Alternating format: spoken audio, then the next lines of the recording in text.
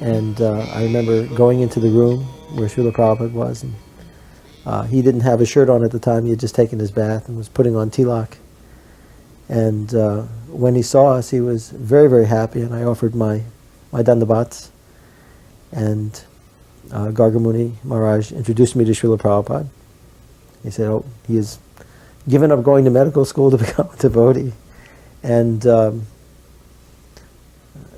he found out that we had just come from East Bengal, where a war was going on. And Srila Prabhupada was very, very grateful. He said that you have risked your life for me and for Lord Chaitanya. And he was so grateful. And he asked me, so you like our books? I said, yes, Srila Prabhupada. And he said, which book do you like the best? And I said, the Bhagavad Gita, as it is. And he said, oh, very good. And as time went by, I went out of the room. And Srila Prabhupada said to Gargamuni Maharaj, after meeting me for the first time, he said, I will make that boy a sannyasi. I was 21 years old. The first time I met him was in his room at a lunch that Srila Prabhupada cooked. Now this time Srila Prabhupada was cooking for all of his new devotee disciples. There were the first 12 initiated disciples minus the one. Kirtanananda was not present at this time. But all the rest of them were. My sister Janki was the first female disciple. So Mukunda warned me, when you meet, we call him Swamiji then, when you meet Swamiji, you can say Hare Krishna, fold your hands like this. So I walked into Srila Prabhupada's quarters, and I remember him sitting in a shaft of light underneath a window. And he didn't have a shirt on. He was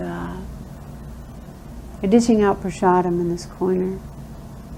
So I said, Hare Krishna, Swamiji. And he said, what is your name? I said, Joan. And he said, so you're from your sister's family? When will the other family members come? I said, I'm the only one. No one else is coming. He said, oh. In India, generally there's a big preparation from the bride side of the family. Never mind. We will celebrate. So that day was my first lunch, and that was a very memorable lunch for a number of reasons. I was a macrobiotic aficionado at that time, and Srila Prabhupada's prasadam was all just power-packed with not only taste, but of course, because his hands had touched it, the way that he served the prasad to the devotees was like no meal I'd ever had. There was so much affection that manifested through Srila Prabhupada's distribution. Another side point, each one of the men ate up to 12 chapatis at a sitting. So that means Srila Prabhupada made a minimum of 144 chapatis for base to start, and then went on with whatever else they wanted to eat. So that was the very first time that I met Srila Prabhupada, that lunch. My first real direct conversation with Prabhupada was when he was staying over on Formosa, because before the big temple on Watsika, he had separate quarters. Subsequently, he had separate quarters where he'd stay. And I got to go over there, and in fact, I remember it was when Neil Armstrong was in the moonshot, and I was there that day at Prabhupada's house. I had the good fortune of having prasadam. If memory serves me, the cook was Kartikeya, and Kartikeya told me he was making the hot chapatis, and he told me how Prabhupada really liked chapatis. Even though he was a small man, he could eat a dozen hot chapatis. And so I finally got to go into Prabhupada's room, and he looked directly at me and said a couple things, and then he said, in your opinion, or by your knowledge, what is God, or who is God? And having been brought up as a Catholic and, greatness, I said, well, the greatest person, and he said, simply God, Krishna is the person who there's no one equal to him or no one greater than him. And if you went everywhere throughout the universes, that would be your experience. So I left there with that understanding. I said, well, today I found out who really is God. It's the person who no one is greater than or no one is equal to. That was my first conversation with the Prabhupada. So I went in there, and Prabhupada was sitting behind, you know, and he always had these coffee table type desks, and sitting there with one leg up, looked real serene, you know. And so I was real nervous, my hand was shaking, and I gave him the rose and laid down on the floor like the other devotees were doing, and I did my prayers in English, and I couldn't help myself from shaking from being in his presence. And then when we all sat up, there was like 12 new devotees, and Prabhupada said, so you're all very fortunate to come to Lord Chaitanya's movement, and now that you are fortunate, you should make others fortunate. Preach this message of Lord Chaitanya's all over the world. And he went on speaking for like 20 minutes, and he also said that if we served Vishnu, John, and Tamal nicely, that he would be happy. And so that's the first time I saw Prabhupada. And for Mahaprabhu's appearance day, I wrote one poem on surrender to Lord Chaitanya. And I gave it to his servant to put on Srila Prabhupada's desk for Mahaprabhu's appearance day. But I didn't sign it. And Srila Prabhupada, I guess, had read it and liked it very, very much. And by process of elimination, he was asking everyone who had written this poem. And by process of elimination, it arrived to me. So he asked me, he called me into the room, and I was sitting with him there alone. And he was very, very sweet and very kind. And he said, so you have written a poem? And I said, yes, Srila Prabhupada. And he said, oh, that's very good. To be poetic is one of the qualities of a Vaishnava. And he said, get a piece of paper and a pencil. And he had written to me a poem. Actually, it was prose, which he entitled 6 Verses on Surrender. And I wrote them down, one after another. And they were very much along the line of Rupa Goswami's teachings. And I still have them, which I have on our altar at home. And during that meeting with Srila Prabhupada, I had the opportunity to speak with him personally and alone. And I could reveal some of the things that were on my mind and in my heart. And I said to Srila Prabhupada, as I had mentioned earlier, that Krishna had revealed himself to me. And that's why I've come to you.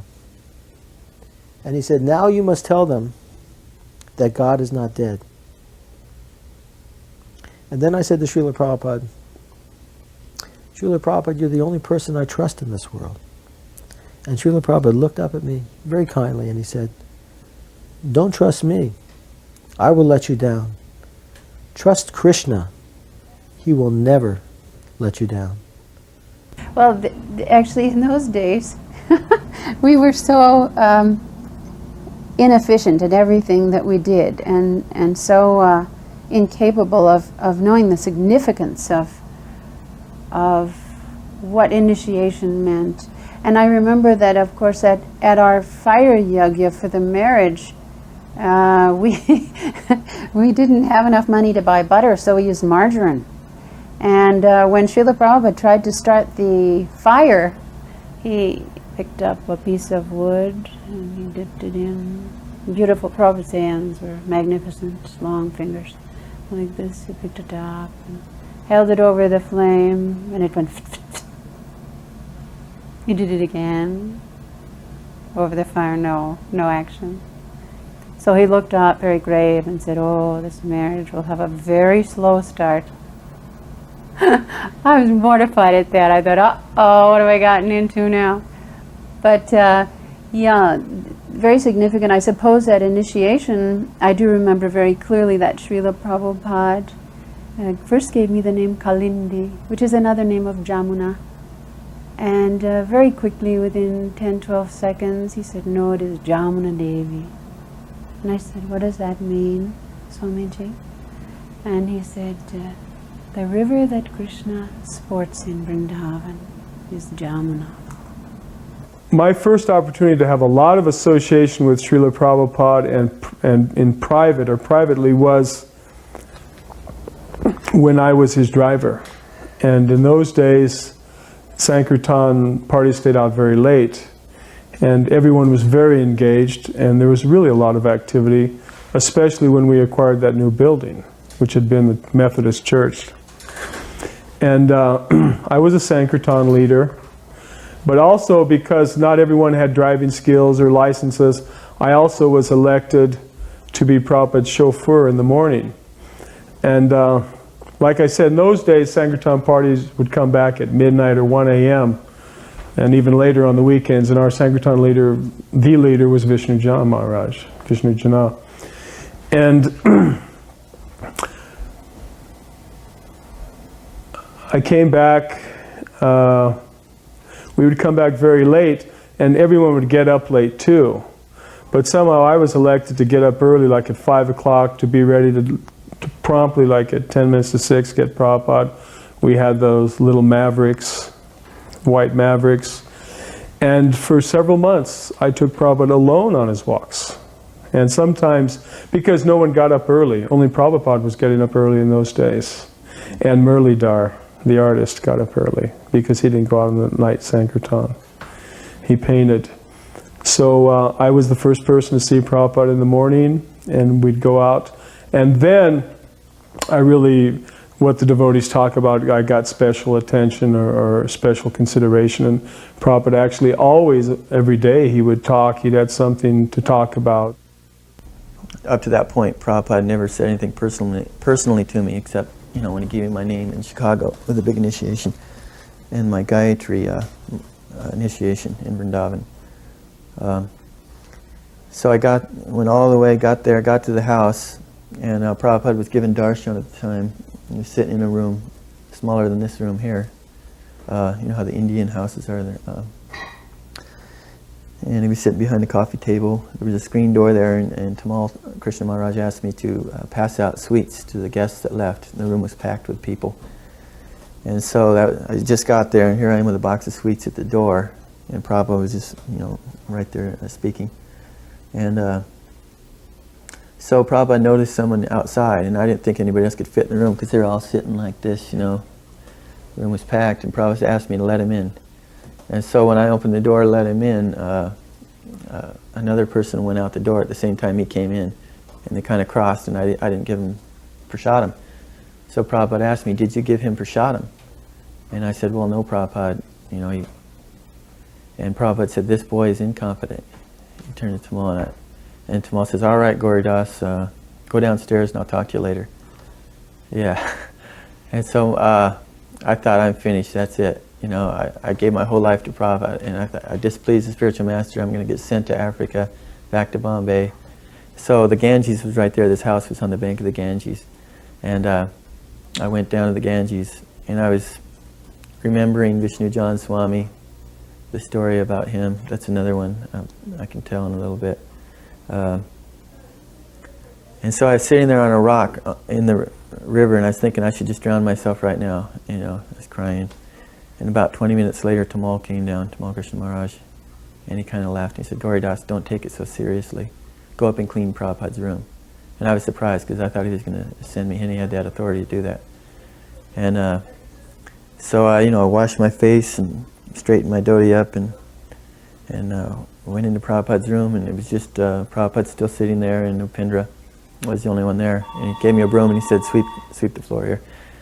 So I started sweeping, and I felt really like, really ashamed that I was such a fool.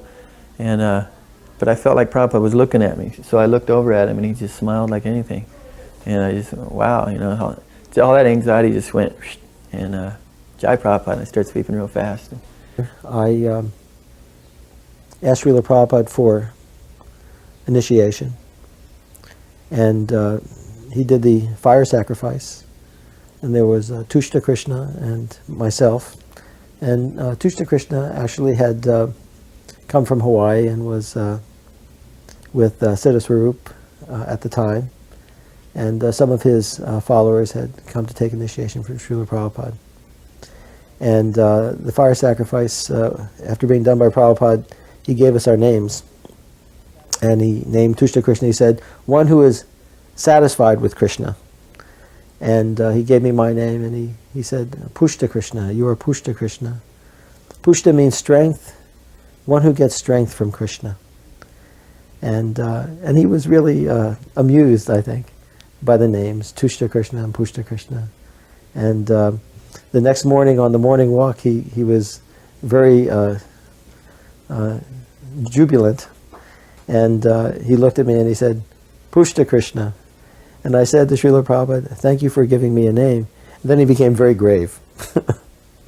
So I understood at that time that Srila Prabhupada could be a little bit unpredictable, and that one had to be grave in his presence, and I always tried to be. Morning walks were one of the most relishable aspects of spending time with Srila Prabhupada. Srila Prabhupada gave us access to spend time with him all day and into the night. But for me, in that early San Francisco period, I generally was one of the ones that wanted to be on that morning walk. And one of the early devotees and I used to get up at 2 in the morning and go to Golden Gate Park and pick flowers in Rhododendron Dell, make garlands for Srila Prabhupada, and then present them to Srila Prabhupada, go on the morning walk. It was in the park. And they were always very, very special moments for us, to walk next to your spiritual master, to try to chant Hare Krishna as he is chanting Hare Krishna. Srila Prabhupada was always chanting Hare Krishna. His hand was in his bead bag.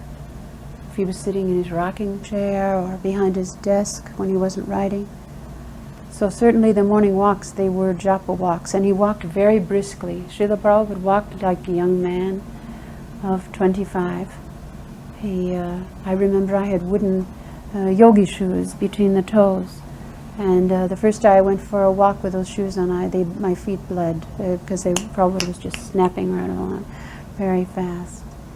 Yeah, morning walks were glorious with Srila Prabhupada. One morning we were driving. We always drove down Venice, and we always went to Santa Monica Beach.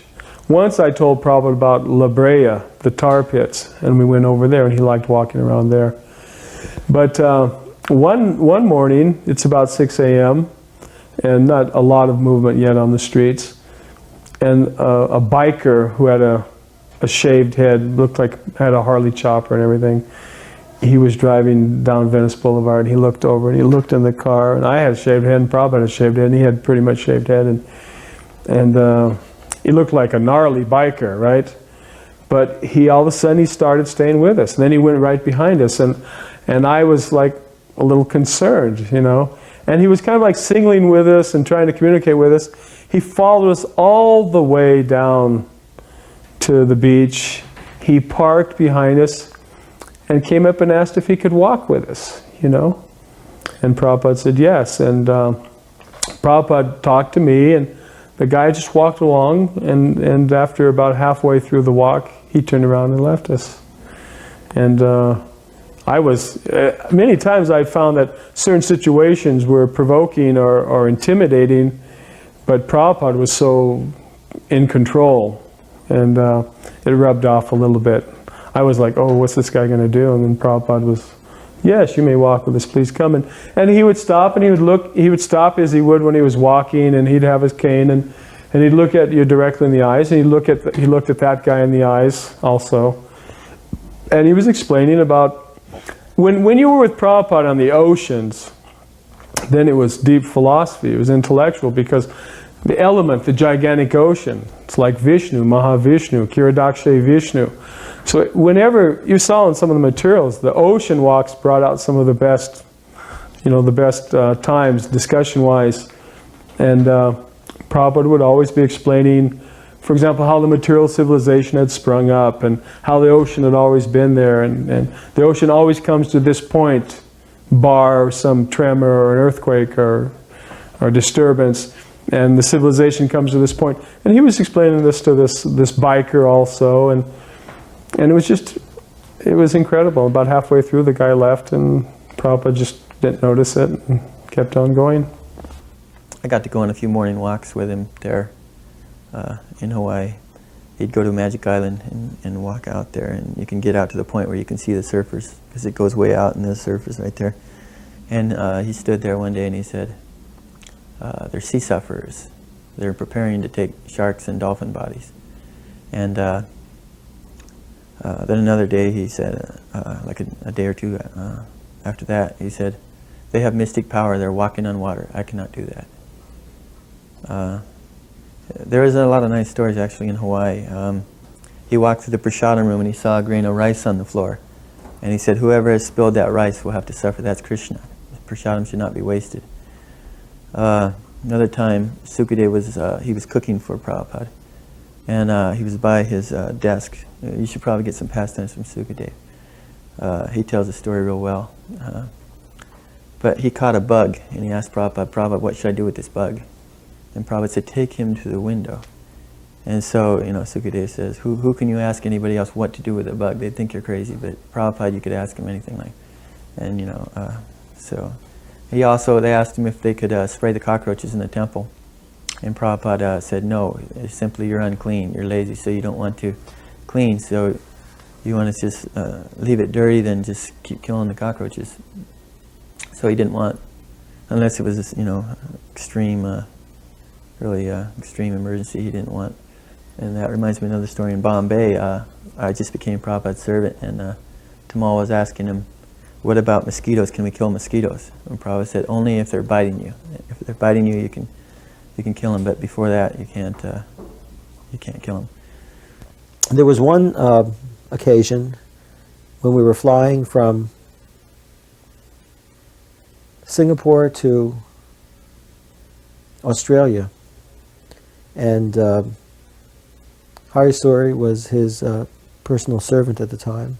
They were seated up in the first class section, and I was seated in the back in the coach section. And the plane must have hit an air pocket or something, and it seemed to drop very, very quickly, maybe 5,000 or 10,000 feet, it seemed like. My stomach was in my head, that's all I could think of. And it was like going down a roller coaster, but it was a huge roller coaster because it just continued for about 5 or 10 seconds. And I remember getting up and I was pretty shaken, although I was chanting at the time. And walking up to Srila Prabhupada in the front cabin and asking him if he was all right. And he looked like nothing had happened at all. And I asked Srila Prabhupada, are you okay? And Srila Prabhupada said, yes, we can die at any time.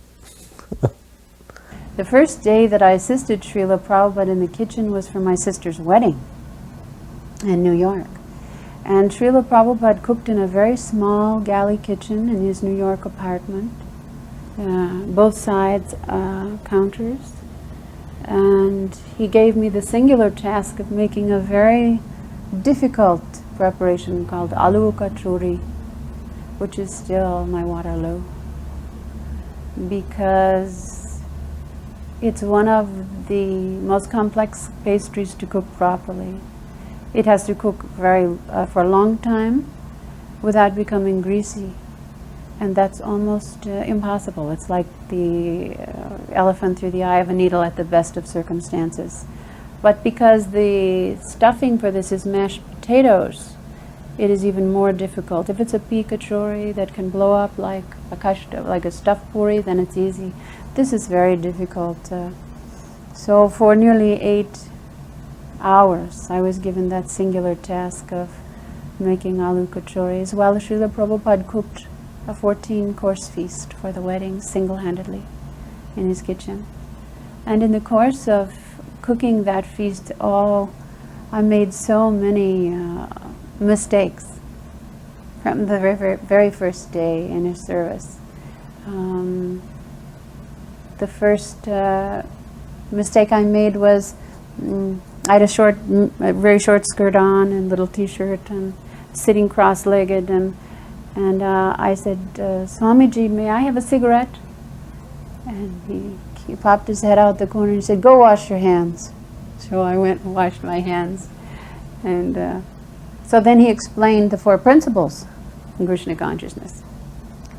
4 prohibitions: and no meat eating, no gambling, no illicit sex life, no intoxication. So then, short time later, I said, Swamiji, may I have a glass of water? And he said, go wash your hands. So then he explained the first and simple, foremost principle in cooking is to engage the senses in the service of the Lord, and to cook for Krishna with love and devotion, and not think about our senses, our tongue,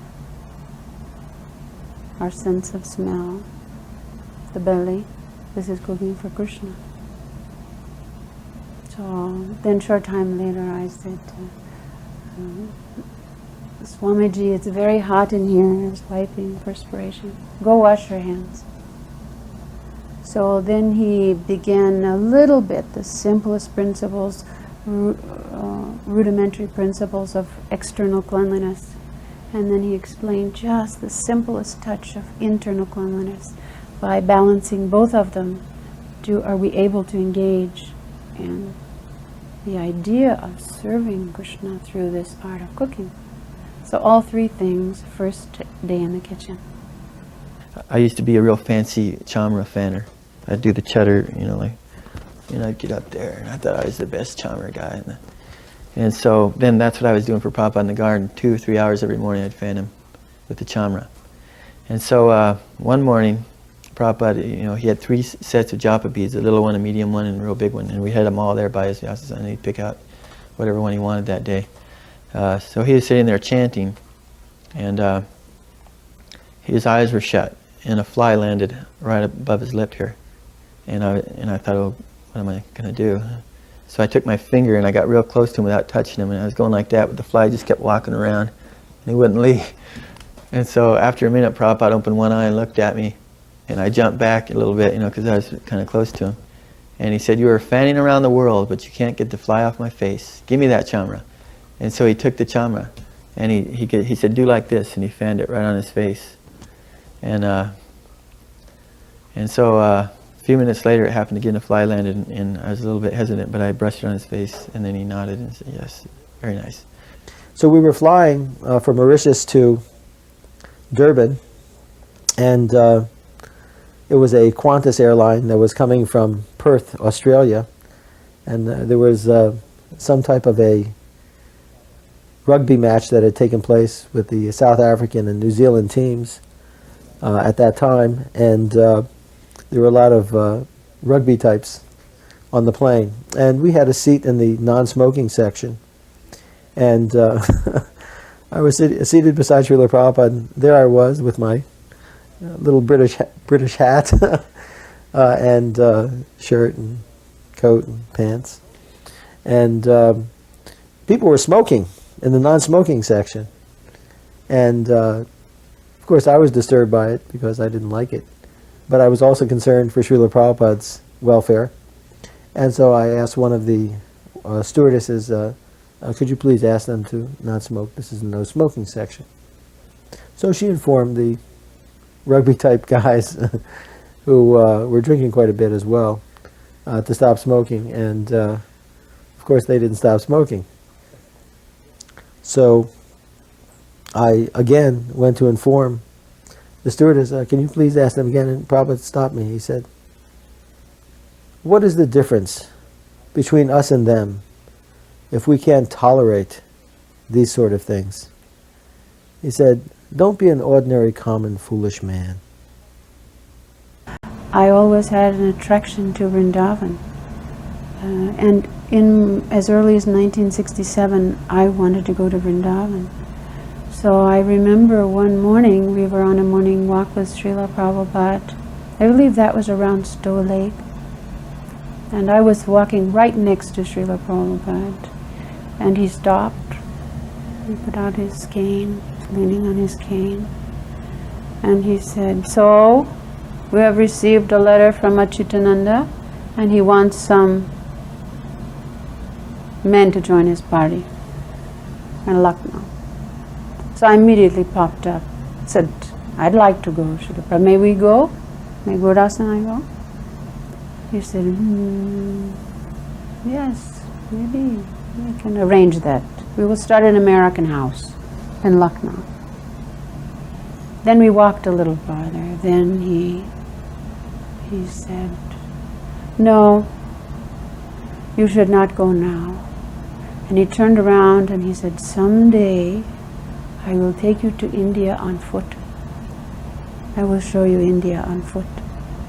So from that moment I was waiting for that day that would come. And that came about 3 years later, 1970, October 4th.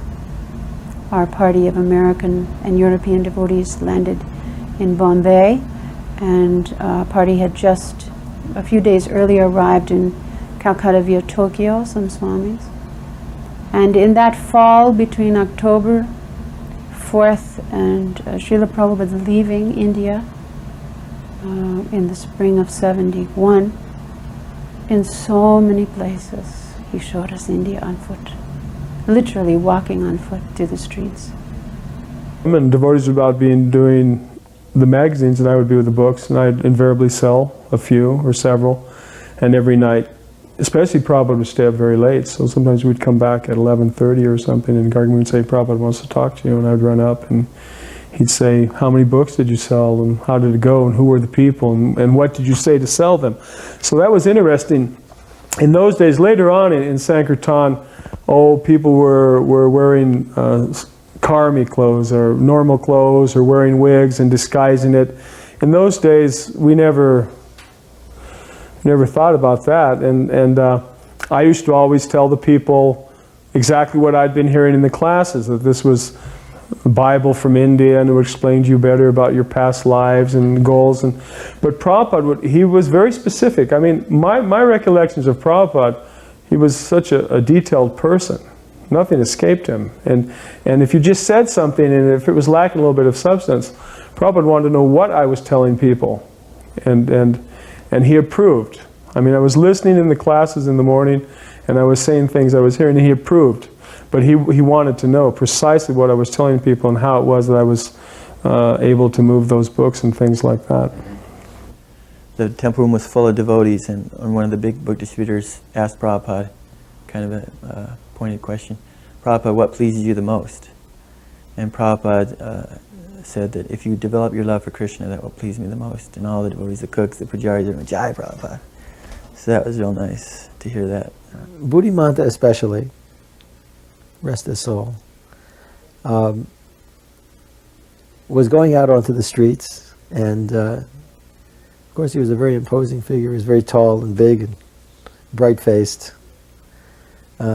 He appeared somewhat crazed, I would say, but he was distributing incense and he was begging for money, really, in a way that we had never done before.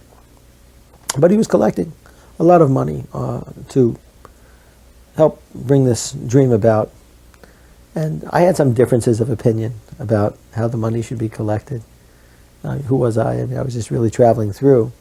But I made it known to some of the devotees that I thought maybe a monk shouldn't act like that. And it was really a bone of contention between Bali Mardan and myself at the time. Of course, we've reconciled that since then. But he called up Srila Prabhupada and talked to Shyam Sundar and objected to my objecting to the way that they were collecting money. And Srila Prabhupada wrote a very instructive letter back. And he didn't criticize either of us. He didn't say, you're right and you're wrong. Either way, that wasn't his concern at all. He simply said, I just want that you should all be able to get along together. And I think that's very instructive, because we had different ideas about how devotional service should be carried out. And Prabhupada wasn't about to take sides. He rather wanted us to simply work together harmoniously. And it's something that's taken me a long time to understand. But I think that it tells something of his character, that he was more concerned about us working as a family than he was about crediting someone as being right or wrong. The first San Francisco temple had certain similarities to the first New York temple, but then quite a few dissimilarities. The first being that in New York there were very few women. In San Francisco there was almost an equal balance of men and women. So already the chemistry of the temple was different. But in most places we were like Srila Prabhupada's children. I think the rasa of being children was foremost, although when one studies the letters of this period, we'll also find that sometimes Srila Prabhupada referred to us as his sons and daughters, and sometimes mothers and fathers. He let the role reverse for intimacy. But I think there isn't a devotee from these times, from the early days, who did not feel that every moment with Srila Prabhupada was intimate. Srila Prabhupada had such a way of showing a love and affection through distributing Krishna consciousness that immediately we felt he was the only object of. I'd never known what love was until I met Srila Prabhupada, and I think that was true for all of us. We learned to love each other through Srila Prabhupada, and we had very deep, wonderful, transcendental relationships between each other as God brothers and God sisters. And Srila Prabhupada was the father. That was the mood, at least in our San Francisco temple, and that was slightly different from New York. Because, again, there was a mix of the boys and girls. He called us boys and girls. And we were. Most of us were in our 20s. Between 25 and 30 was the average age of our San Francisco temple. He was sitting in the garden. He used to, in the morning, Prabhupada would either chant, listen to kirtan, have letters read to him by Tamal, and he would dictate a response. Tamal would type out the letter, and then Prabhupada, he would read the letter to Prabhupada the next day, and Prabhupada would sign the letter. So something like that was usually going on. So this day Tamal was sitting there, and he got up and left the garden. And Prabhupada noticed the keys were there. He left the keys, and he told me to give me those keys. So I picked up the keys. I was fanning him with the chamar. That was my duty in the garden every day for like 2 or 3 hours, as long as he stayed in the garden, from like 6:30 to about 9:30. He'd sit in the garden with the fountain running. The fountain always had to be running. He was very fond of the fountain and the sound it made, very serene. And yeah, there's a whole lot of garden stories too. But so he put the keys under his dhoti there, and he told me to go get Tamal. So I ran out in the front and I said, Prabhupada wants to see you. And he came out and Prabhupada said, I want my sapphire ring out of the safe. And so Tamal goes, feels for his keys and looks around, and he goes, okay, Prabhupada, and he goes off. And then about 5 minutes later, Prabhupada said, go get Tamal again. So I went out in the front, and Tamal was like, looking, tearing up his office, looking for the keys, and he said, Gauridasa, have you seen my keys?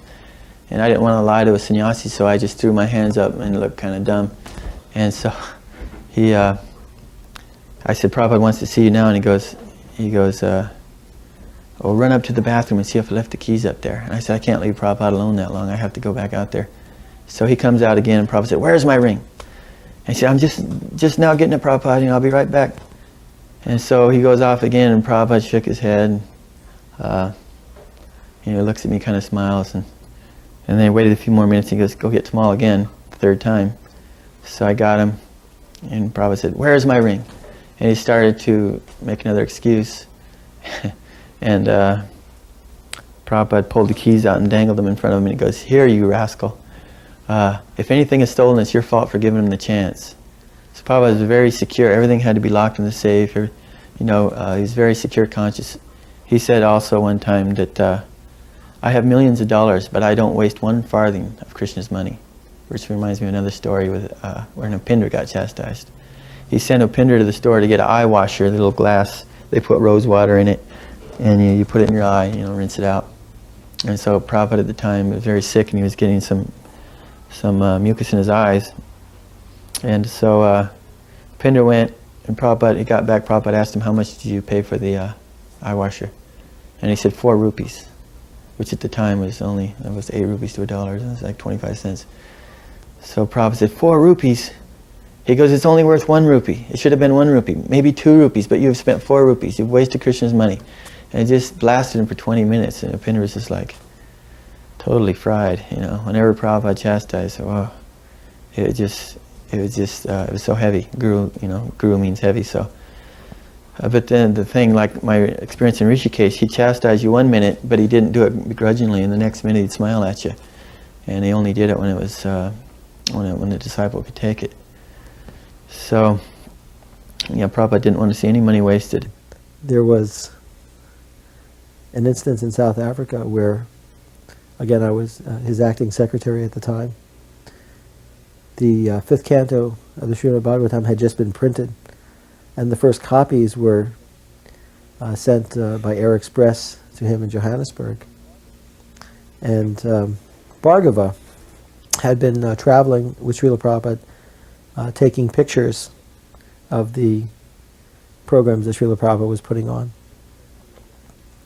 And it was the night of a very big program in Pretoria. And Srila Prabhupada had received this box of books, and in fact there are some photographs you'll see of Srila Prabhupada sitting in a room looking at the 5th canto, and there's orange and white tile on the floor. That was the house that we had converted into a temple in Johannesburg. Srila Prabhupada opened up the books and was looking at them, and he was so happy to see the 5th canto of the Srimad Bhagavatam printed, and he was relishing it. And Bhargava was doing his job.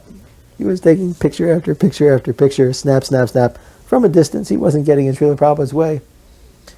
But Srila Prabhupada said, in a very angry way, why are you always taking so many pictures? And Bhargava Prabhu was very saddened and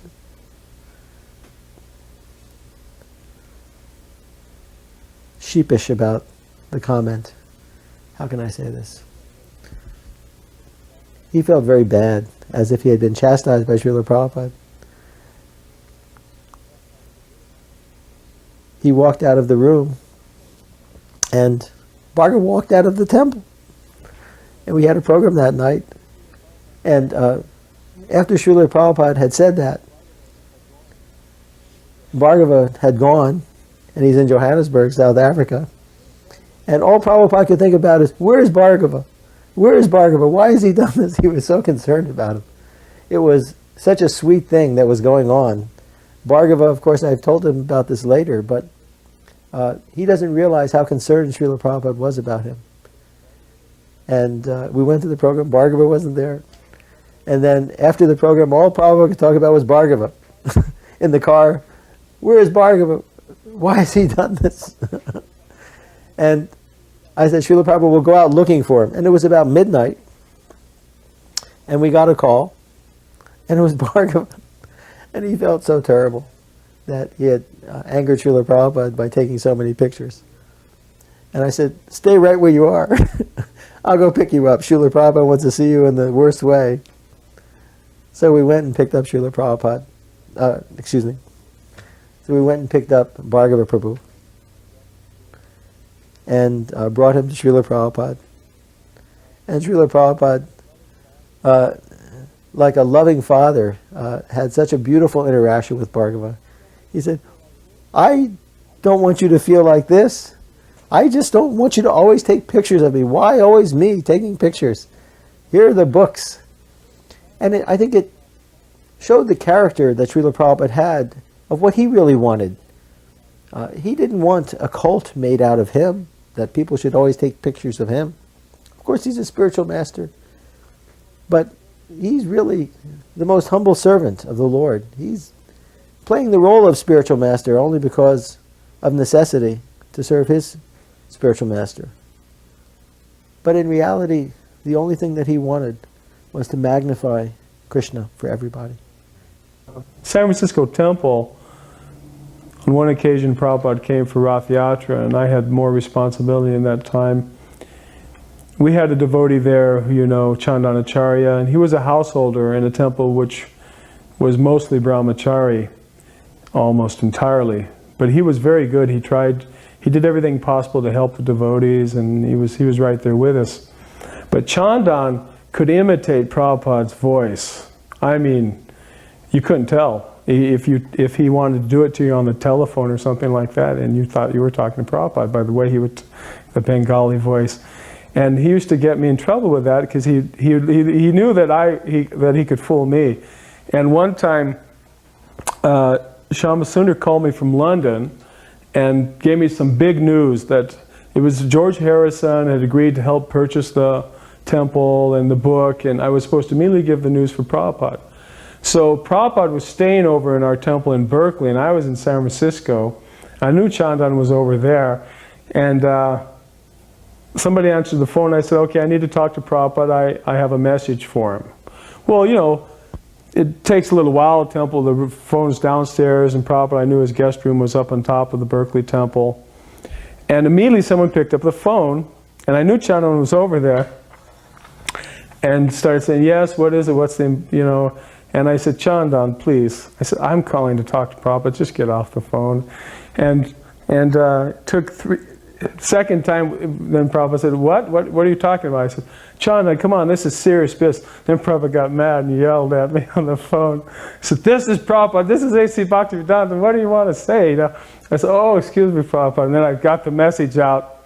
Oh, you don't know, I felt like, and he said, oh, very good, that's very good. I felt relieved, but I felt like such an idiot. I remember he was lecturing. Unfortunately, we do not have tapes from this period. Srila Prabhupada was recorded. I recorded with my little tape recorder. Gargamuni recorded when he came. And Hayagriva recorded. And out of all the recordings taken at this time, the only tapes that survived are the Krishna Leela tapes with Hayagriva, with Golden Avatar. So many of those have been lost. But he was lecturing on, not the TLC, but the Chaitanya Charitamrita. I remember after some very considerable amount of time, one of the devotees asked, so, who is Lord Chaitanya? And Prabhupada said, oh, such a nice, intelligent question. You are so intelligent for asking this question. And this is the subject matter of his lecture for several days. So he was so patient with us. Whether we fell asleep or we cried, somehow or another we begin to hear, what is this Krishna consciousness? But most of us tasted our Krishna consciousness through chanting, dancing, and feasting. I think that's what we had senses for engaging in the most in those early days. So Yashodananda was reading to him. He asked him, Prabhupada, how is it that you wrote these books yourself? Why is it that you like to hear them again? You know what these books are. He said, I did not write these books. Krishna wrote these books. One day he was reading, I believe it was the Sri Upanishad, and Prabhupada asked him to read that last paragraph again. And he read it again. And Prabhupada said, these are not my words. They're changing my words. Write them immediately and tell them, do not change my words. He turned to Tamal and he said, is my English not good? And Tamal said, your English is perfect, Prabhupada. And he said, then why are they changing? He said, do not become like a leapfrog and try to jump over your spiritual master. This is the worst thing a disciple can do. Write them immediately and tell them, do not change my books. And he got very angry. It was the angriest I ever saw Prabhupada get. So it was very important that Prabhupada wanted only spelling errors, grammatical errors to be changed and nothing else. One time we carried Prabhupada, they were building the Gurukul in Vrindavan in 77, the last year there. And so we carried him in a rocking chair up to take a tour of it. And as we were going through the different areas, the devotee would say, this is my room, Prabhupada. Another one, this is my room, Prabhupada, and this is for this. Prabhupada got mad and he said, You're all so concerned about yourselves, your own rooms. I built this school for the kids. Fill it up. Fill it up with students. This is for the students. And he got upset about that. Then as we were carrying him back to his room, when we went by, we were carrying him in the chair, they were chanting in the temple room. They knew Prabhupada was going by. So they were, Jai Prabhupada, Jai Prabhupada. Prabhupada said, what are they chanting? And we said, they're chanting Jai Prabhupada. And he said, I do not like this. Tell them to chant Hare Krishna. So, I mean, it's okay a few times, but he didn't want it to go on and on and on and on. He never did that. Later in one letter that I'd received from Srila Prabhupada, I had informed him that I was going to get married. He gave me his blessings. And he said, but above all, continue to follow the 4 regulative principles and chant 16 rounds of Hare Krishna mantra every day. That will protect you. And he said, my only request is that you don't become an ordinary, common, foolish man. He wasn't concerned that one was a sannyasi or a grihasta. And he frankly said in the letter that these things, of course, even by Chaitanya Mahaprabhu, are considered external. But that he was concerned about, that we didn't become common, foolish men, but remained very high-minded and Vaishnavas.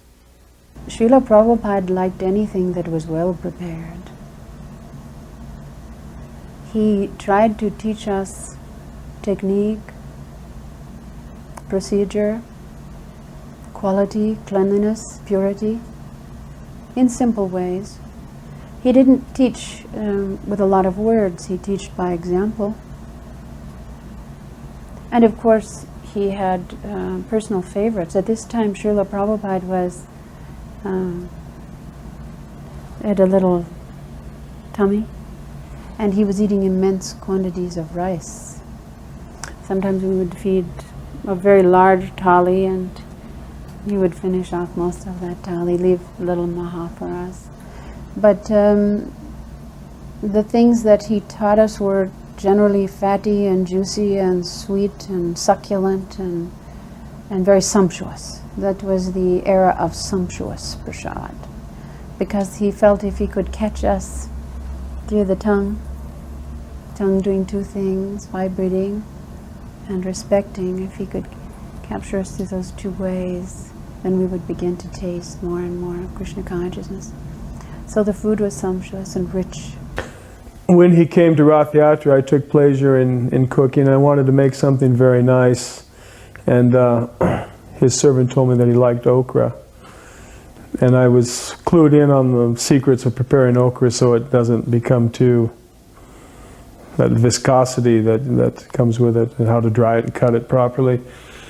And I remember there were a bunch of devotees, and we started cooking. Bhutatma was around then, and Krishnadas was there.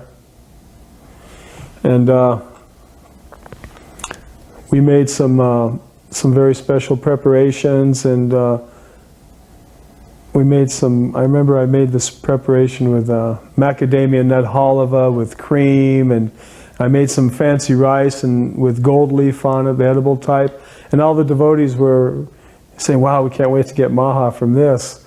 And it came down empty. And it's, boy, Prabhupada really liked that. He ate everything. He really liked the okra, and every bit of it was gone. I felt like that was it. That was the apex of my life. That I cooked and it was good, that nothing came back down to be distributed. Yeah. Another pastime in Hawaii is, Hawaii is very nice and tropical, so the devotees would bring Prabhupada a lot of fruits. Nice, lilikoi, passion fruit, but his favorite, of course, is the mango. And so there's like 40 varieties of mangoes in Hawaii. And so the devotee asked Prabhupada, Srila Prabhupada, what kind of mango do you prefer? We have so many kinds here. Which kind do you want me to bring you? And Prabhupada said, the ones from the eastern side of the tree. He didn't really care the brand, but the eastern side of the tree, because it gets the morning sun, he explained, and the morning sun gives the prana and is the best fruit. In Europe, I spent a lot of time initially preaching in Paris, and Srila Prabhupada was invited to come to Paris, and then we went on to Geneva, where we were starting a preaching program. And Guru Garanga had arranged for a hall to have some program. And I remember Bhagavan was there, and we were sitting on the stage after having had a kirtan with this very so-called sophisticated Swiss audience. And one person got up and asked the question, why are you vegetarians? And at that time, Srila Prabhupada's reply was, why don't you eat your sister? When I heard that, I looked at Bhagavan, and Bhagavan went like this. Like, oh no, how are we going to get out of this one? And then Prabhupada went on to explain, why can't you discriminate? And what he was saying, I think, was very extreme, of course. But what he was saying is that human life, and eating included, involves discrimination.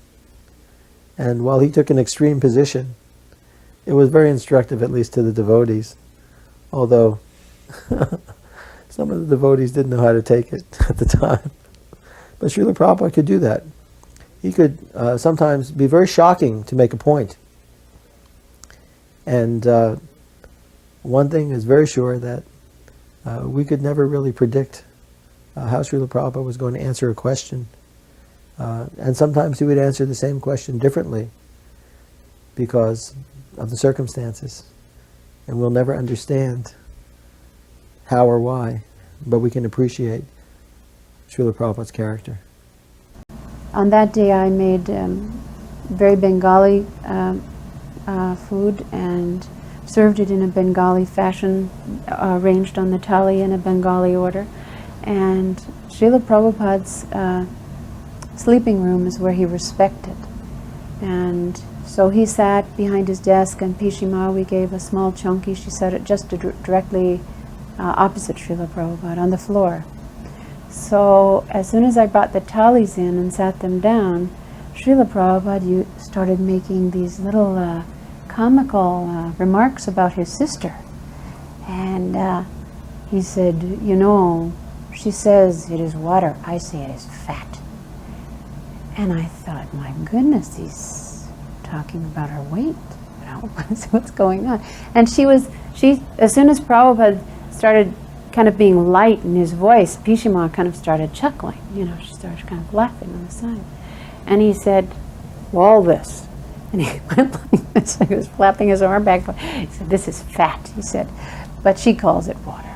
It's not so. And then he started teasing her. He started telling her about, oh goodness, the days when in their childhood they used to fly kites. And he said, I always used to beat her at kites, he said. And back and forth, he was speaking very brother-sisterly about his little sister. So she was laughing, not understanding a word of all this. And in the course of all this kind of jesting, I was bringing the chapatis in, relays of chapatis. And when Srila Prabhupada finished his meal,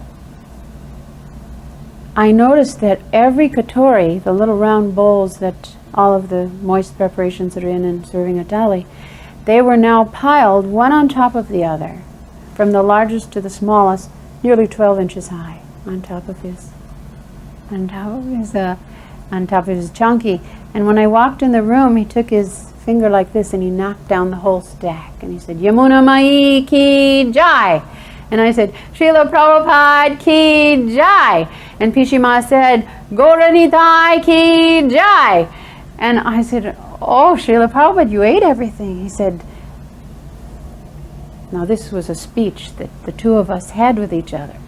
Srila Prabhupada and I had signals for what the quality of the prasad was. Already now things had evolved much from the very early days.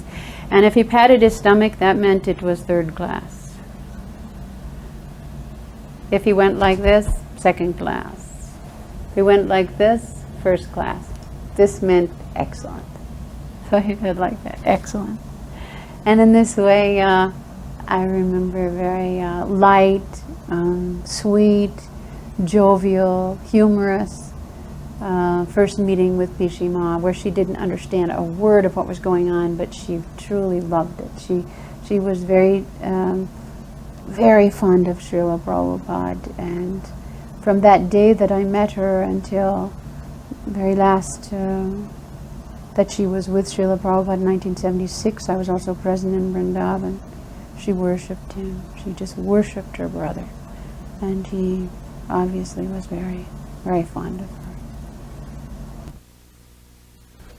Every day, Upendra and sometimes Bhakti True would cook Prabhupada's lunch, and they'd toil away in the kitchen for like 3 hours, making everything so nice. And then Upendra would bring the plate to Prabhupada, and Prabhupada would just wave it off, distribute. Sometimes I would distribute the plate, and Prabhupada one time he saw the devotees point, and I want this, I want that. Prabhupada said, mix it all together. They should not discriminate. So I mushed it all together, you know, sweets and vegetables and rice and everything into a big mishmash, and then the devotees were like making faces, and you know, Prabhupada said you shouldn't discriminate if you know, here's the maha if you want it or not. And but every day, you know, Upendra was toiling to bring this plate, big plate, you know, huge plate, probably 16 inches across, round, and you know, 5 kinds of vegetables, fancy rice, you know, bitter melon, you know, lemon, ginger, make everything really nice, and Prabhupada just distribute. This went on for like a whole month, about a month, the month of June. And near Jali Kadasi came up, and I fasted all day, Upendra fasted all day, and it was like 110 degrees at that time. So the next morning I was just so weak. Even that day during the evening, I was just about ready to, my knees were going to buckle. I felt like, how can I continue this? But somehow or another I did it. And so the next day when Upendra brought Prabhupada's plate and Prabhupada waved it off, Upendra just couldn't believe it. He said, Prabhupada, how is it? We're young boys, and if we fast for one day, we can hardly move. And here you are fasting for 30 days now. How do you do it? And Prabhupada said, I am living proof that the soul is not dependent on the body for subsistence, but rather the body is dependent on the soul. And so it's like, you know, we were just overwhelmed with, even though Prabhupada was getting ready to leave the planet, he was still so Krishna conscious and free from bodily designation. During Prabhupada's lecture, he basically stressed what he also stressed to me in a letter shortly after I took sannyas, which was to study the philosophy. He was very concerned that we understand the philosophy very thoroughly. And he said to me, do just like I'm doing.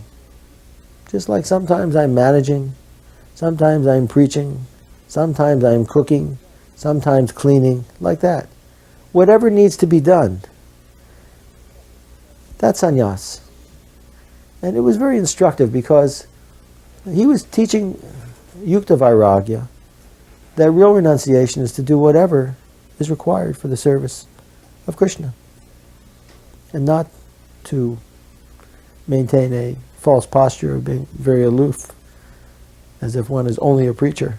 With Nagar Kirtan, with our congregational chanting, it was the joy of watching Srila Prabhupada pray to Krishna, because I think I explained a little earlier that when Srila Prabhupada first introduced the kirtans in our temple, first he sang. In the evening, on Monday, Wednesday, and Friday evenings, he sang Mangala Charana alone. And we all were the rhythm section behind that. Our San Francisco was temple was a very musical place. We had so many instruments, and everyone played an instrument. Nobody sat in the temple. Everyone played something. It was a very reciprocal relationship with Srila Prabhupada. And he sat on his Vyasasan and he closed his eyes almost always when he sang this Mangalacharana, and he went very deep into prayer. And when he opened his eyes, gray slits moist, and he looked down at us, it was very often as if you felt as if Srila Prabhupada was looking right through you, seeing everything, seeing Krishna. So by simply observing him pray to Krishna, we got an idea of the depth of what prayer was, even in these early days. And then the kirtans were simply rock-out sessions. I mean, if one person stood, everyone stood. If another person danced, you danced, because we were all packed right in together. And they were very joyous, beautiful, joyous, long, languorous, sweet kirtans. So through that, japa was a very personal thing, and I don't remember a great deal of concentration or discussion between the devotees about japa. Mostly it was congregational chanting. And the happiest time, I think, out of all the service I did for Prabhupada, the simplest thing made him the happiest. I was waiting for him to come up, and I took his Srimad Bhagavatam, 4th Canto, Part 4, and I was sitting in front of his desk, and I was just reading it, waiting for him to come up. And so that night he came up a little earlier than I expected. And so they just carried him through the circular stairs in the back. You carry him in the rocking chair. It's a tight squeeze, so only 2 people can carry him up. And they carried him right in. And as soon as I saw him, I put the book on his desk and did my obeisances. And Prabhupada asked me, "What are you reading?" And I said, "Oh, it's your Srimad Bhagavatam, Srila Prabhupada, 4th Canto, Part 4. And he just smiled like anything. And Tamal Krishna was standing there, and he said, "This is very good. He's reading in his spare time. This is very good." And so I was just like, wow, you know. I mean, I was out there in the hot sun, 110 degrees, spraying the windows and you know, doing all this service in the hot sun. He never said anything about that, but when he saw me reading, he was very pleased. I did get into the massage loop. I remember when I was a fresh sannyasi in 1972, and it was the time of Janmashtami and Srila Prabhupada's appearance day in New Vrindavan in 1972. It was, I believe, August. And I think his personal servant was unable to massage him that day. So he said, "Pushta Krishna, you can give him a massage." I had never massaged anybody. I said, "So how do you do it?" He said, "Well, you start on the head with sandalwood oil, and then you do the body from head down with mustard oil." So we sat outside where Srila Prabhupada was staying in New Vrindavan, and I went behind Srila Prabhupada, offered my obeisances, and took some sandalwood oil in my hand, and started to very gently massage his head. I didn't know what I was doing. And Srila Prabhupada said, "What is this?" I said, "Well, Srila Prabhupada, I'm trying to give you a massage." He said, "Massage means hard," like that. So I figured it out that, you know, you're supposed to massage hard, so I started rubbing his head real hard. Then he was very pleased. And so I was rubbing the head with sandalwood oil. It's hard to imagine massaging Srila Prabhupada for the first time without knowing what you're doing. And then worked on his back with the mustard seed oil and whatnot.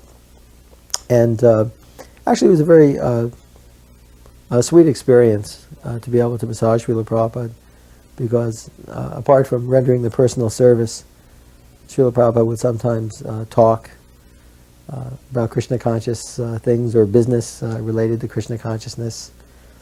And he would sometimes be amused by the way that we would massage. You would continue massaging until he said, "Go to the next part." We would massage his back and his arms. And I remember someone had told me that Srila Prabhupada liked his toes cracked. So I used to, massage Srila Prabhupada's toes very hard, trying to crack his toes.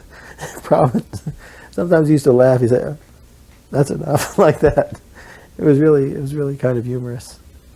He was really a very kind-hearted person, and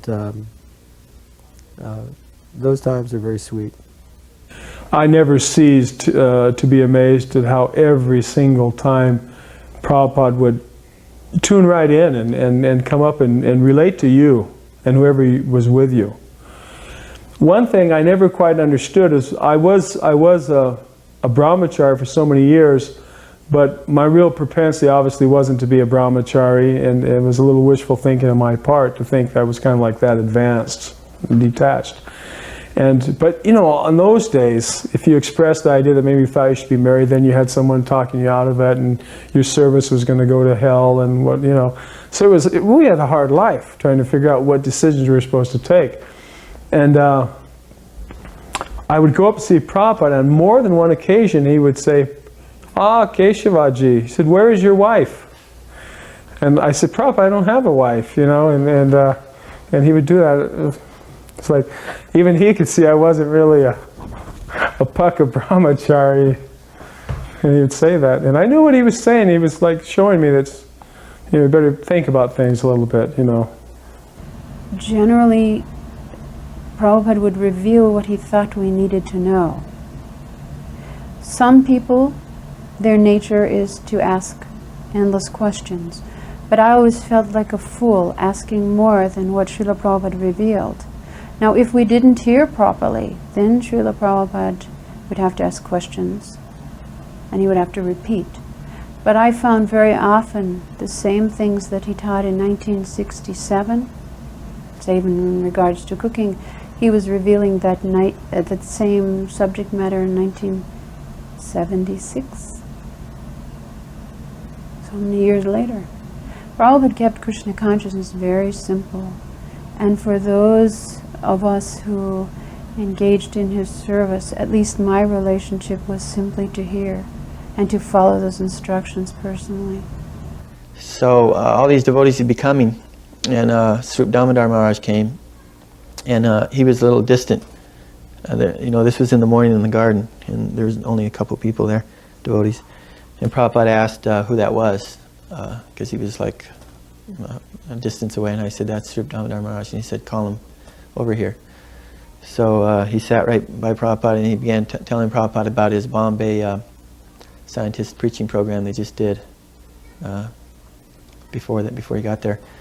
And Prabhupada, he you know, before he got there, he looked a little morose to me by my material vision.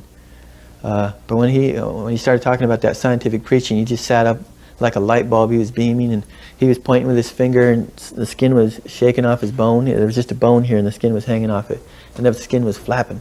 And he said, "Actually, I appeared in this world for two reasons: to establish Krishna as the Supreme Personality of Godhead, and to defeat these rascal scientists. And you are doing this. I'm very pleased." And he just went on for a couple hours talking about this, and he wanted this very much. There was one time we were driving from Durban to Pietermaritzburg in South Africa, and we're out in the country, and there were some big long white buildings some distance from the highway. And Srila Prabhupada asked, "What are those buildings?" And I responded that they're a chicken coop that belongs to a large chicken farm that they use as a slaughterhouse. And Srila Prabhupada said, "Why do they bother? Let them make a chicken. You take some egg, you put some liquid in it, you incubate it, and let them make a chicken." But they can't, those rascals, because they don't understand that the life is not in the egg, but it's the spirit soul. And he carried on for some time talking about that. It was a really very animated time. Prabhupada had a flight to catch, and the devotees figured out, considering bad traffic and everything, that they could leave within a certain amount of time and get Prabhupada there properly. But Prabhupada insisted that they had to leave very early that day. Well, people were wondering if that is something wrong with Prabhupada, because it's only 20 minutes to the airport and the flight, and Prabhupada was literally pushing Brahmananda out the door like 2 hours before they even needed to be to the airport, and they were only 20 minutes away. And they said, okay, you're Prabhupada, you're the spiritual master. And sure enough, on the road, there had been some bad accident and some big traffic problem, and everyone on the highway was really stuck.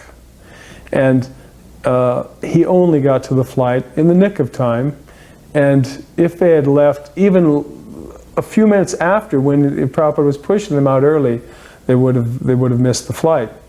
What to speak of leaving at the normal time? That would have been it. And devotees realized at that time Prabhupada knew that they had to go early. Now, how did he know? So, of course, Vishnujan Maharaj was a very dear devotee.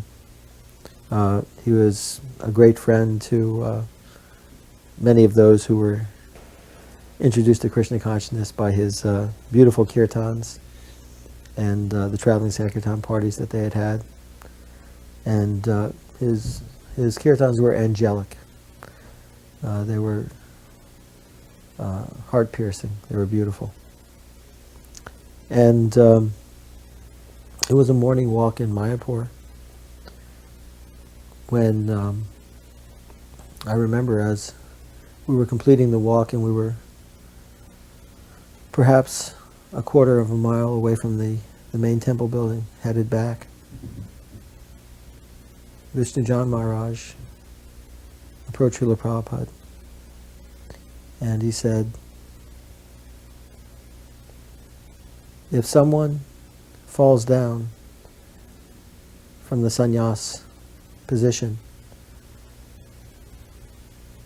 do they have to do what Chota Haridas did in order to keep Chaitanya Mahaprabhu's mercy? Prabhupada said yes. And there was some concern that no one could really commit suicide over such an issue. And Vishnujan Maharaj, following that meeting, he disappeared shortly after taking bath in the Ganges that day, and was never seen again. So Tamal mentioned to Prabhupada that they'd been doing an investigation about where Vishnujan, they had his passport, he couldn't have left India without it, he didn't apply for a new one. Some Brahmins came to the Delhi temple and said that a white sannyasi had come to Rishikesh, to Prayag, where Chota Haridas committed suicide. And this white sannyasi paid them to take him out in a boat and chant mantras so he wouldn't take a ghost body. He tied rocks to himself and jumped off the boat. So some white swami did that. So when they put all the pieces together, they realized that must have been Vishnujan. He hasn't been seen since. So Tamal mentioned that to Prabhupada, that we really think he did commit suicide. And he asked Prabhupada, do you know where Vishnujan is, Prabhupada? And Prabhupada began to cry. The tears came. And he said, Vishnujan is very advanced. First he said he did not have to do that. But then when he asked him, first he said, when he heard the story, he did not have to do that. And then Tamal said, Prabhupada, do you know where Vishnujan is? And he said, he's very advanced. He's still chanting Hare Krishna. He's very advanced. And then about 2 weeks later, Prabhupada, when he woke up in the morning, he said that Vishnujan was chanting to him at nighttime. Like Chota Haridas came back and chanted for Lord Chaitanya. When we arrived in London in 1968, our small party decided that the best way to become known, Prabhupada wanted us to make a splash. So the best way to become known would be reach the Beatles, because they were luminaries of the time. So we agreed that we would make prasadam dishes, apple dishes, to bring to Apple Records every day and see if we could catch someone's attention. So we did that, and the prasad went from the lower floors to the upper floors, so that ultimately everyone tasted some of that prasad, and they became a little addicted to that. So finally, when we stopped sending prasad, we were notified, where is this Apple Hare Krishna group? So we came to meet them, and ultimately I think met George that day. And the first person to strike off a serious friendship with George was Shamsunder. He and George Harrison just clicked. They were like brothers. Shamsunder used to rock back and forth. He was a tall, thin man. He used to rock back and forth. And I remember when he met George, he was rocking back and forth. And George Harrison started rocking back and forth like this. And practically their whole relationship was, I remember, like this, back and forth. Very close friends they became. But ultimately through that, George became aware of our chanting. Now Mukunda Maharaj, now then Mukunda Das, he was a musical genius, an arranger and a composer, and he was the leader of our group. We all played instruments, and he composed the melody for Govindam, and we used to go about London and do Sankirtan at various places, the Arts Lab and a macrobiotic restaurant. So we were pretty tight musically. And when George heard that we were into transcendental chanting and chanting Hare Krishna, he really wanted to hear us. And almost right away we started having really good kirtans with him at his house, and said, I want to record this. And so the first thing we did was the Hare Krishna mantra on a 45, and I believe it was Sri Krishna on the backside. That became number 1 in Czechoslovakia, was top 10, topped the pops in England.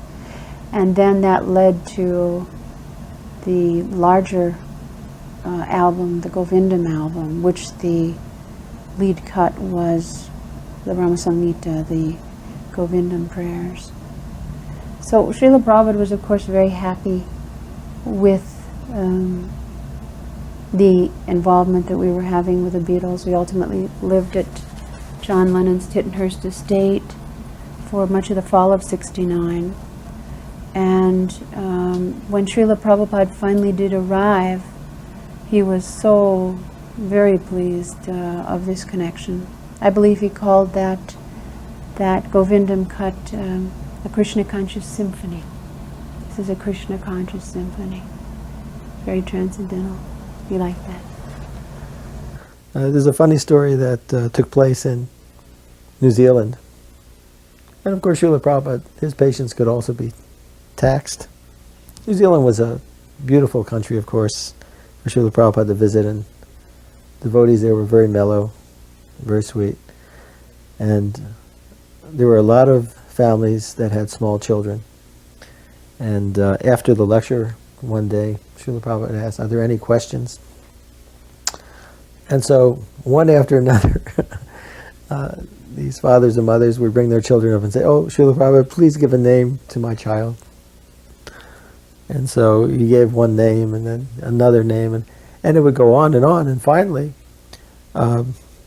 someone asked Srila Prabhupada, please give a name to my daughter. And he said, Rose. And I think his patience had been tested at that point. But one morning, I got everything set up, turned the fountain on, and then I noticed there was one little bush in his garden that had 4 little white flowers on it. So I thought, well, I'll pick these and put them on his Vyasa-san. And I put them on the pillow there. As soon as he sat down, he picked him up and started smelling them. And he held them the whole 2 hours there.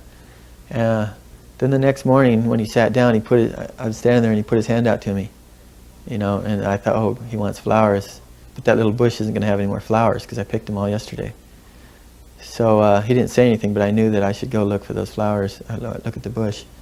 And I went over there, and to my surprise, there was 8 flowers on that little plant. It was just 1 foot by a little teeny plant. And I went, wow, so I picked the 8 flowers, and I took them back, gave them to Prabhupada. And he smelled them, and then he said, simply by smelling this particular type of flower, which is like a little white Pakaki or Mogra, I'm not sure exactly what the name was, but it looks like a small gardenia, a little white flower.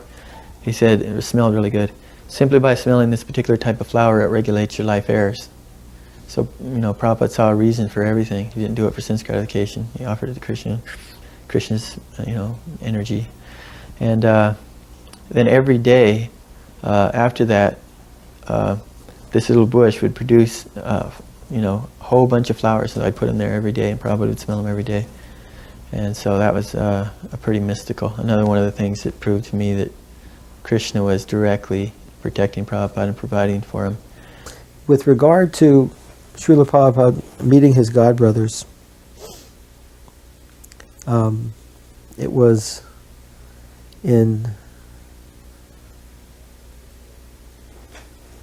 I think, March or April of 1976. when Srila Prabhupada asked me to travel across to Navadvip to pick up Srila Sridhar Maharaj, to bring him over to meet with Srila Prabhupada at the mandir in Mayapur. It was a very glorious time. There were so many devotees there for the festival. And we had just purchased, actually, from the South Africa Yatra, one Mercedes for Srila Prabhupada. And we had driven it across overland. And at that time, Srila Prabhupada had asked me also to stay on as his secretary at the Mayapur festival. So we drove over to Navadvip. It was a long drive, and went to the Sri Chaitanya Saraswat Mat. And I remember going upstairs, and Srila Sridhar Maharaj was sitting there. A very old gentleman, a little bit older than Srila Prabhupada. He was chanting japa, and I offered my respects and obeisances and invited him into the car, and we took him over to meet Srila Prabhupada. And we brought him upstairs to Srila Prabhupada's room, and he and Srila Prabhupada were very, very close.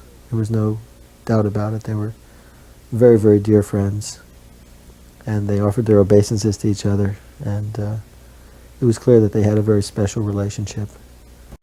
And in the course of moving the deities, I believe each man two per deity, I was following. One of them knocked. The curtains were closed. We were behind adjusting the deities. And one of the persons, somehow or another, inadvertently knocked one of these columns with their elbow. And in as fast as an accident happens in an automobile going 70 miles an hour, everything slowed down into slow motion. And I remember watching this column go out with the speed of lightning. Srila Prabhupada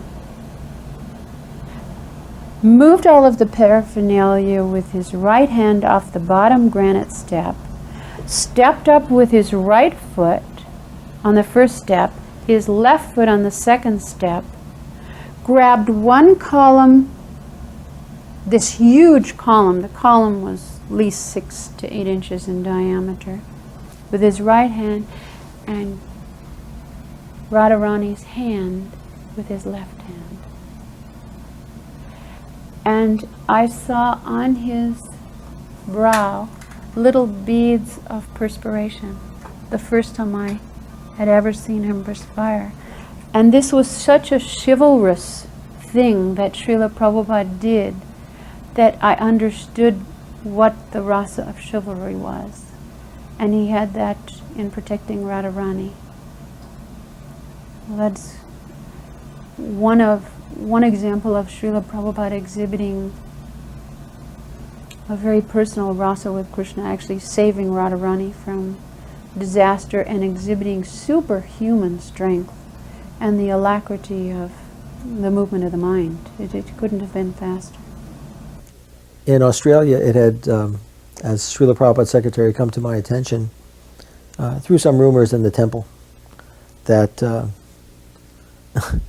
there were some ISKCON devotees who were really displeased with the success that Siddha Srupananda Maharaj had had preaching in Hawaii, and how the followers that he had gathered were not all coming over to Srila Prabhupada, so to speak. And of course, Siddha Srupananda Maharaj was using Srila Prabhupada's books, and chanting the holy name was a key focus for his work.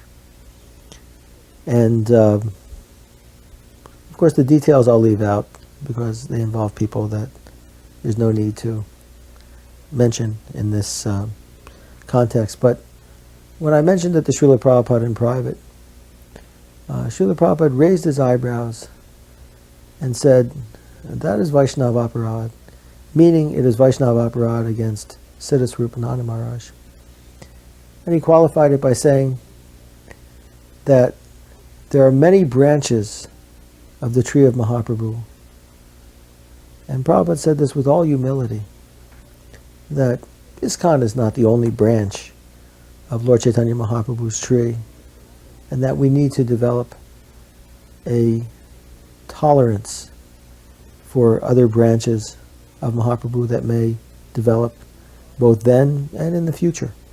Did Prabhupada really love his disciples? What kind of love was it? How would you understand it? And I knew that Prabhupada had a real type of love, a special love for disciples. And I knew also that Prabhupada didn't show favorites. A lot of people thought that. A lot of people thought there was favoritism circumstantially, not intentionally. But I knew Prabhupada got so much satisfaction or relief out of the little child that brought the flower, out of the devotee that was humble and not on the front lines, you know. And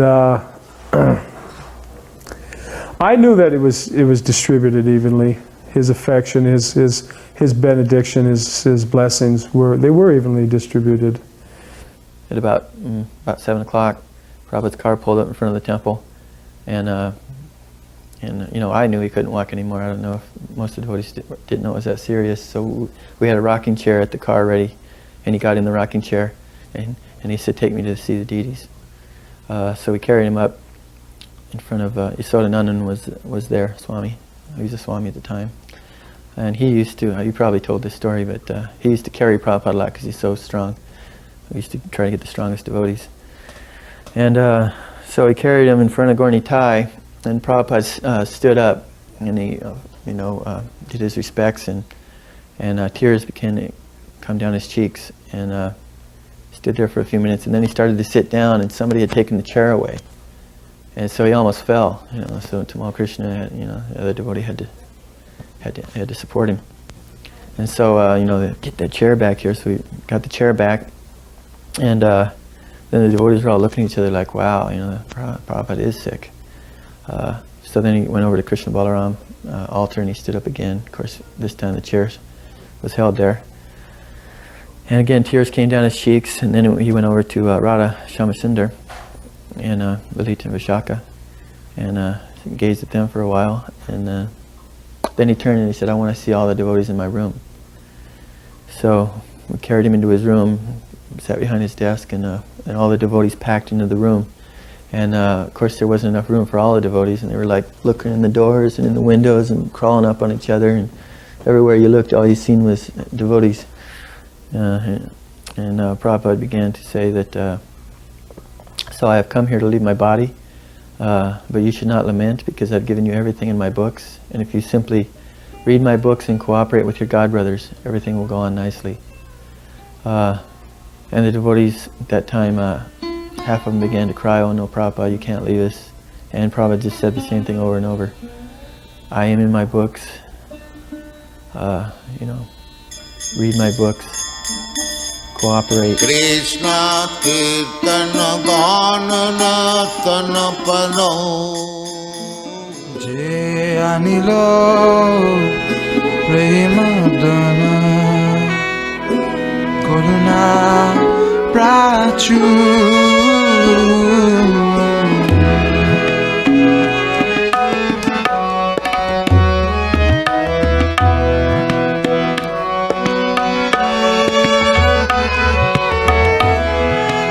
Anilo Premadana Karuna Prachu